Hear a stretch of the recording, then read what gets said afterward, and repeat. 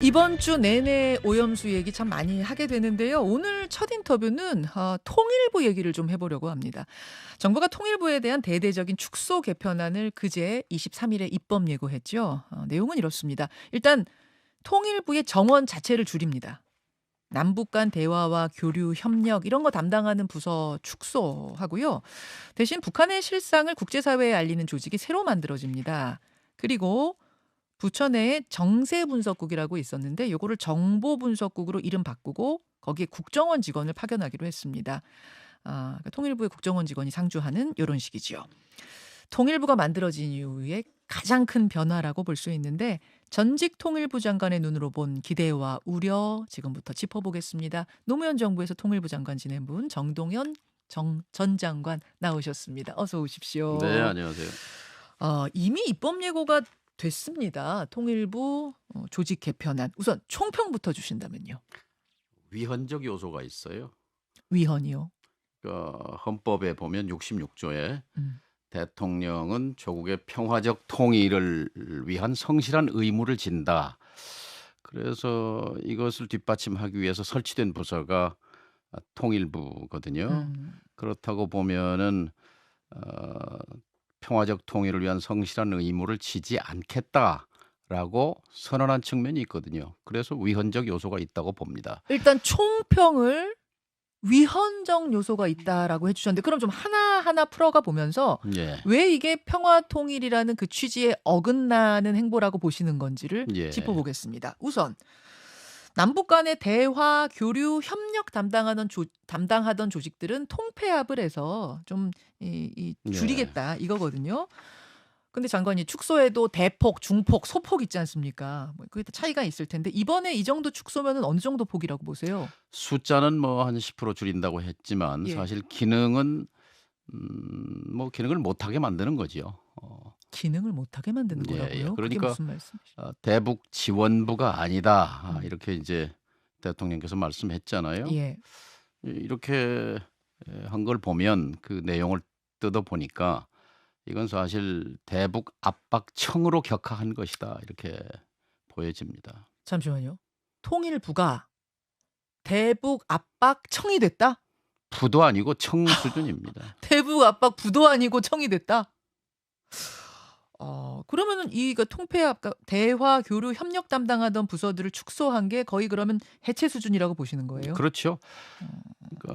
지금 폐지하고 싶은데 사실은 김영호 장관이 간 것이 폐지를 위해서 간 거지요. 그런데 폐지하려면 정부 조직법을 바꿔야 합니다. 예, 예. 근데 정부 조직법을 바꾸는 건 불가능하잖아요. 국회에 민주당이 그렇죠. 포진하고 다수 야당이 포진하고 있기 때문에. 네.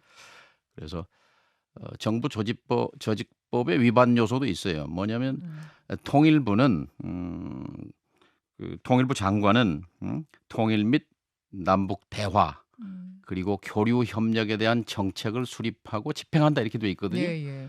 근데 대화와 교류 협력 부서를 없애버리는데 그건 정부 조직법 위반이죠. 개편의 특징 두 번째. 정세분석국을 정보분석국으로 바꾸고 국정원 직원을 파견한다. 요건데 과장급 정도 인사가 와서요. 그 정보 분석하는 역할을 할 거라고 합니다. 제가 쭉 찾아보니까 국정원 직원이 통일부에 근무한 적이 한 번 있긴 있더라고요. 2005년에 1년. 제가 있을 때. 그때였습니까? 제가 그때 NSC 위원장이었기 때문에 예. 통일부와 국정원의 교류가 필요하다. 정보교류, 인사교류가 필요하다고 해서 예. 통일부의 국장 한 사람을 국정원으로 파견했고 예. 국정원의 국장 한 사람을 통일부로 파견받아서 예. 근무한 적이 있죠. 그때도 그럼 하셨으면 이번에 이렇게 국정원 직원이 와서 정보 분석국의 분석관으로 있는 거 뭐 크게 반대는 안 하시겠네요? 그것은 뭐 긍정적 측면이 있죠. 그렇게 보십니까? 왜냐하면 통일부와 국정원이 몸은 두 개지만 정신은 하나죠. 근데 일각에서 우려하는 것은 이게 대북 심리전 같은 거 하려고, 그러니까 대화나 협력 이쪽보다 대북 심리전을 위해서 통일부 직원을 상주시키는 거 아니겠느냐. 뭐 심리전에 초점 두는 부서로 변해가려는 신호탄 아니겠냐 이런 우려들 그건 뭐 하던데요. 지나친 거고요. 왜냐하면 통일부는 정부 부처 가운데 가장 작은 부서 중에 하나입니다. 500명인데요. 예. 국토부 같으면 한 10만 명 되잖아요. 그렇죠. 그러니까 거기서 무슨 집행을 하기에는 이제 거대 조직이 있잖아요. 국정원이라는. 예. 네. 국정원 직원의 파견 자체는 그렇게까지는 안 보시고 예. 그건 가능한 거라고 보신다는 거고 문제는 대화 협력하는 부서의 축소 아까 보시기에는 거의 해체 수순으로 가는 것 같다. 그렇게까지 보시는 바로 그 부분이 해체하고 싶지만 이제 못해서 이렇게 한 거지요. 근데 윤 대통령은 이제 통일부가 대북 지원부 아니다라는 말을 하면서 이런 취지를 깔고 있는 것 같아요. 그동안 북한한테 지나치게 저자세 취해왔는데 그래서 얻은 게 뭐냐? 그게 오히려 통일에 방해된 거 아니냐? 이제 이런 좀 취지를 담고 있는 것 같습니다. 어떻게 보세요? 저자세가 아니라요. 통일부는 항상 대북 전진 자세를 취해야 합니다.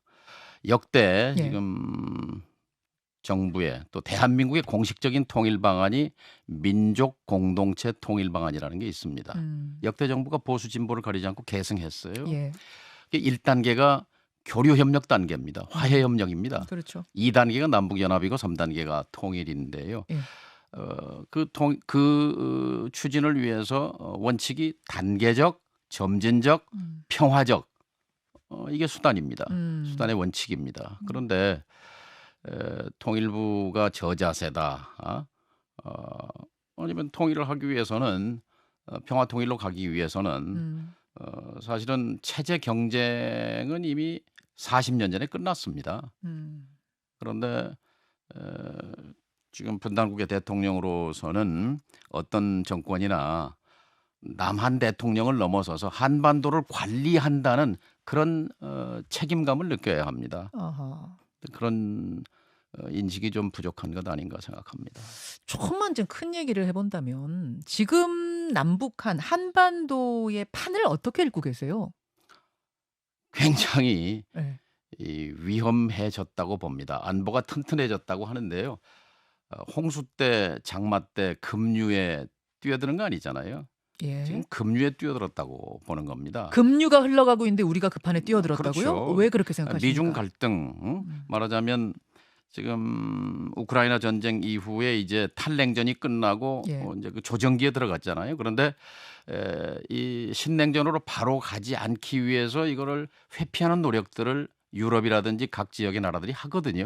그런데 지금 동북아가 신냉전의 선발대 지역으로 선정된 겁니다. 선발대처럼. 예. 근데 이제 이런 이야기를 하세요. 그 국민의힘 분들 뭐 정부 분들 인터뷰하면 이미 세계가 탈냉전에서 신냉전으로 넘어가고 있는 상황이면 우리가 좀 아닙니다. 선제적으로 노선을 분명히 하는 게 실리를 취할 수 있는 길 아니겠느냐 이런 말씀들을 하시던데. 이제 과거 정부가 그러니까 미중 사이에서 전략적 모호성을 이제 가졌다고 택했죠. 얘기하는데 그건 우리의 운명이 걸렸기 때문에 우리의 국익과 실익이 걸렸기 때문에 고민하는 겁니다. 그래서 한쪽에 명확하게 줄 서는 것이 낫다. 그런데요, 그것은 어리석은 일입니다. 전략적 선명성 이런 단어를 쓰시더라고요. 예. 근데 우리에게 필요한 것은 예. 전략적 자율성입니다. 이것이 유럽이 가는 길입니다. 다른 나라들이 택한 길입니다. 그게 어떤 말하자면 의미일까요? 프랑스 방식으로 하는 겁니다. 마크롱처럼, 숄츠처럼, 독일처럼, 인도처럼, 모디 총리처럼, 브라질의 룰라처럼 하는 겁니다. 싱가포르처럼 하는 겁니다. 미국과 동맹, 예. 유럽은 동맹입니다. 나토 동맹. 동맹이죠. 그러나 자신들의 국익과 실리를 챙기기 위해서 실용 외교합니다. 아하. 중국을 찾아가잖아요. 예. 가서 이 항공기 계약도 하고 수출 이런 기업들도 돕고 그러지 않습니까? 예. 다른 나라들이 다 그렇게 하는데 미국도 심지어 그렇게 합니다. 예. 일본도 합니다. 말하자면 겉으로는 중국을 압박하면서도 속으로는 실리를 취하죠. 미국의 국무장관 가지요, 예. 재무장관 가지요, 상무장관 가지요, CIA 국장 보내지요. 예. 키신저 박사까지 보내지요. 이러면서 실리를 보호하거든요. 근데 예. 지금 대한민국과 중국 사이에 어떤 고위급 인적 교류가 있고 대화가 있습니까? 소통이 있습니까? 말은 고위급 소통을 한다고 하고 하지만 있다고 하는데. 전혀 보이지 않습니다. 우리도 지금 한미일 동맹 단단히 하면서도 중국과 러시아와는 물밑으로 교류하고 소통하고 있다 이런 이야기. 정직하지 않습니다. 아니요. 러시아 예를 한번 들어보죠. 러시아가요 지난 30년 동안 예? 한국 눈치 보느라고 북과 군사 협력 안 한 겁니다. 아하. 왜냐? 한국과 러시아의 경제 협력이 계속 커졌잖아요. 예. 모스크바에 가면 LG 깃발과 삼성 깃발로 다리를 다 뒤덮었어요. 예. 현대차 없어서 못 팔고 삼성 가전 정말 없어서 못 파는 그런 시장이었는데 그래서 우리 눈치를 봤는데. 그러니까 한국의 경제적으로 굉장히 이제 의존도 하는 예. 것이고 협력 관계가 깊어지니까 예. 북한에서 점점 소원해졌는데 음. 요번에 7월 27일 휴전 그 전승일이라고 부르는 그날 음. 우크라이나 전쟁을 지휘하는 사령관을 턱 단상에 세워서 음. 거기에 그 핵미사일 열병식을 참관하고 예. 그것은 무슨 의미가 있냐? 음. 중국과 러시아가 북한의 핵무장을 사실상 묵인한다, 인정한다는 아주 아. 중대한 의미가 있습니다. 아하. 안보가 얼마나 위태로워졌습니까? 아. 이런 적은 없습니다. 음. 북핵 개발 30년 역사에서 중국과 러시아가 음. 대놓고 북한의 탄도미사일 그 유엔 제재 음. 찬성하지 않지 않습니까? 그렇기 때문에 우리가 미국의 해구산 속에 들어가야 하고 한미일이 더 단단히 준 군사 동맹에 이르는 동맹까지 가야 되지 않겠느냐 또 이렇게 말씀하시는 분들이 있는데 닭이 먼저냐 달걀이 먼저냐 뭐 이런 식이긴 합니다만 지금. 그렇죠. 작용 반작용 상호작용이거든요. 음. 그러니까 강대강이 옳은 건가? 예. 그러니까 제가 여기서 하나 좀 드리고 싶은 말씀은 북에 이제 늘 도발 위협을 강조하고 이제 억제력을 얘기하는데요. 네. 도발 위협, 안보 위협의 수학이 있습니다. 음. 그걸 산수 공식으로 말하면 북한의 도발 위협의 정도는 어디에 따라 있냐면은 북의 군사 능력에 달려 있어요. 음. 그게 높아지면 위협이 커지는 거죠. 그렇겠죠. 또 예. 하나는 이게 곱셈입니다. 예. 또 하나는 남쪽에 대한 적대 의식입니다. 아하. 적대 의도. 남쪽을 얼마나 적개심을 갖느냐, 예, 예. 적대하느냐. 이것이 커지면은 이게 기하급수적으로 위협은 커지는 거고. 그러니까 우리의 목표는 북의 핵과 미사일의 능력을 억제하는 것. 이게 음. 한미동맹과 해구산 확장 억제입니다. 그리고 또 하나는 북의 그런 남에 대한 적대 의도를 줄이는 것. 예. 이것이 바로 대화고 교류 협력이고 음. 협상이고 외교입니다. 음. 그런데 한쪽 억지력에만 올인하게 되면 한쪽 곱하기 이쪽에 적대 의도가 확 올라가면 네. 어떻게 돼요?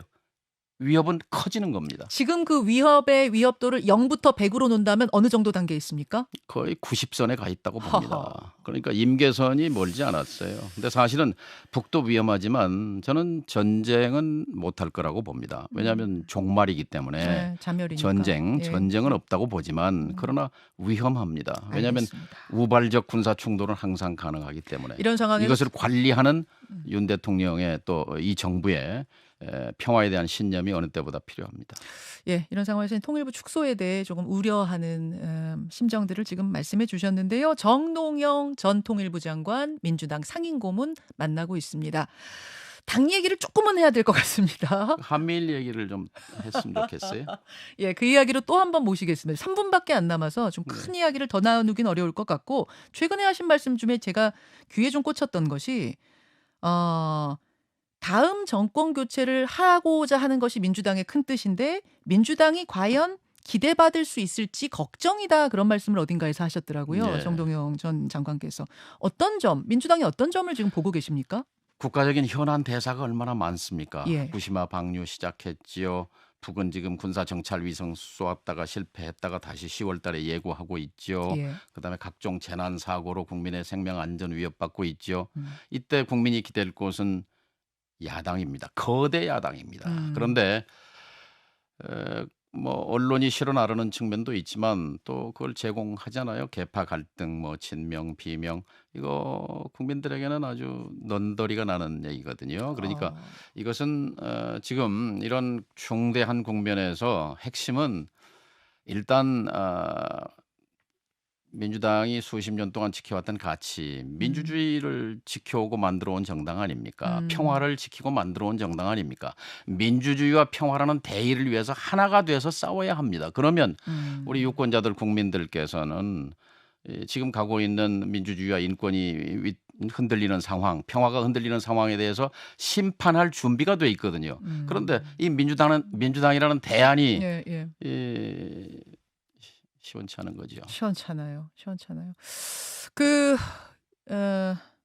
그런 의미에서 지금 총선 출마도 좀 고민을 하고 계십니까? 글쎄요. 지금 그런 얘기보다는 훨씬 더 엄중한 나라 걱정, 민주당 걱정이 더 결정적입니다. 뭐 총선이 이제 한 8개월 정도 남겨두고 있으니까 예. 도대체 어떤 분들이 나오시는가 관심들은 많은 것 같아요. 예. 근데 개개인의 능력 유무를 떠나서 올드보이들의 이 회귀가 좀 당에 부정적인 이미지를 주지 않겠느냐 이게 이제 혁신위의 고민인 것 같더라고요. 예. 어떻게 생각하십니까? 민주당에 이제 이런 건 있습니다. 예를 들면 지금 이렇게 그 시대착오적인 냉전, 음. 그러니까 앞장서서 신냉전으로 막 몰고 가는 이런 상황 속에서 제대로 음. 반박도 못하고 DJ 정신을 얘기하면서도 이걸 결집하지 못하는 무능이 있는 것 같아요. 거기에 능력 부족이 있는 것 같아요. 그래서 음. 여기에 경험과 능력 이런 것은 좀 보강될 필요가 있다고 생각합니다. 올드보이라고 해서 나이 순으로 딱 끊고 뭐 이런 건 동의하기 중요한 어렵다. 것은 노선입니다.